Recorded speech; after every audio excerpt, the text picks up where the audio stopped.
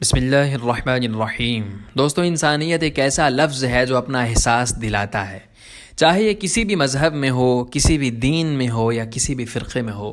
ظلم آخر ظلم ہوتا ہے، چاہے دنیا کے کسی بھی خطے میں ہو، کسی بھی ملک میں ہو، کسی بھی جگہ پر ہو، کسی بھی مذہب میں ہو یا کسی بھی فرقے میں ہو۔ دوستو، ایک ایسا ہی ظلم دیکھنے میں آیا انڈیا کے شہر کولکتہ میں ڈاکٹر مومیتا کے ساتھ، جو کہ 9 اگست کو پیش آیا۔ اس واقعے کے بعد بھارت میں تمام خواتین اپنے آپ کو غیر محفوظ محسوس کرنے لگیں۔ یہ واقعہ کب اور کیسے پیش آیا اور شاطر ملزم کس غلطی کی وجہ سے پکڑا گیا، یہ تمام باتیں ہم آپ کو آج کے اس ویڈیو میں بتانے جا رہے ہیں۔ دوستو، جس خاتون کو زیادتی کا نشانہ بنایا گیا، وہ خاتون بھارت کے شہر کولکتہ کے RG کار میڈیکل کالج میں ڈیوٹی کرتی تھی۔ اس خاتون کی لاش 10 اگست کو اسپتال کے سیمینار ہال میں نیم برہنہ حالت میں ملی اور اس پر شدید جسمانی تشدد کے نشانات تھے۔ دوستو، اس واقعے نے 2012 میں دہلی میں ہونے والے خوفناک واقعے کی یاد تازہ کر دی ہے، جس میں کچھ لوگوں نے چلتی بس میں ایک خاتون کو ریپ کا نشانہ بنایا تھا۔ اسپتال میں قتل کا نشانہ بننے والی یہ خاتون نے گزشتہ رات اپنے والدین سے بات بھی کی اور اولمپکس گیم بھی دیکھی۔ اپنے کام سے فارغ ہونے کے بعد وہ سیمینار ہال میں گئی اور اپنے آپ کو سرخ کمبل میں لپیٹ لیا۔ اس کے بعد ایک شخص سیمینار ہال میں نمودار ہوا اور اس کا سر دیوار سے مارا۔ لیڈی ڈاکٹر 36 گھنٹے کی شفٹ کرنے کے بعد سونے کے لیے گئی تھی۔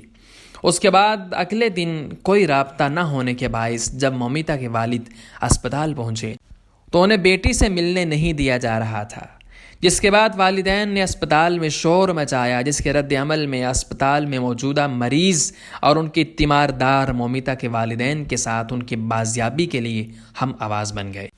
پورے اسپتال میں ڈھونڈنے کے بعد جب مومیتا کہیں نہ ملی تو سیمینار ہال کا رخ کیا گیا، جہاں جوان ڈاکٹر کے والد یہ دیکھ کر حیران رہ گئے کہ ان کی بیٹی سیمینار ہال کی سیڑھیوں کے قریب نیم برہنہ حالت میں مردہ پڑی ہے، جس کی لاش پر بہت زیادہ زخم تھے۔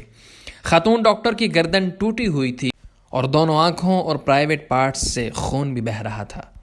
چہرے پر ناخنوں کے نشانات تھے، چہرے پر اتنی بری طرح سے ضرب لگائی گئی تھی کہ چشمہ ٹوٹ گیا تھا اور چشمے کے ٹکڑے، شیشے کے ٹکڑے چہرے میں پیوست ہو چکے تھے۔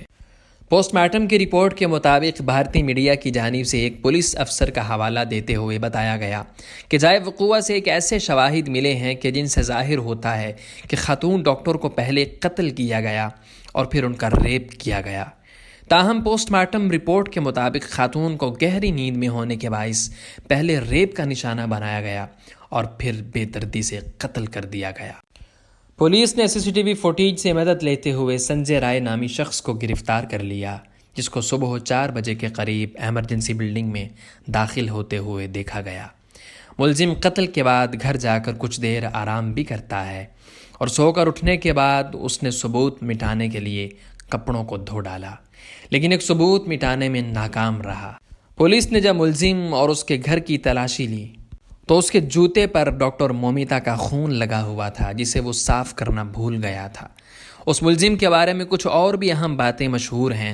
یہ ملزم کولکتہ پولیس میں سول والنٹیئر ہے اور ایک عادی مجرم ہے اور خواتین کے حوالے سے جرائم کی ایک تاریخ رکھتا ہے۔ پولیس کو ملزم کے فون میں کچھ نازیبا ویڈیوز بھی ملیں۔ اس کے پڑوسیوں کا کہنا تھا کہ ملزم نے 4 شادیاں کر رکھی تھیں، لیکن اس کی 3 بیویاں نازیبا سلوک کرنے کی وجہ سے اسے چھوڑ کر چلی گئیں۔ ملزم رات کو دیر سے گھر آتا تھا اور عموماً نشے کی حالت میں ہی ہوتا تھا۔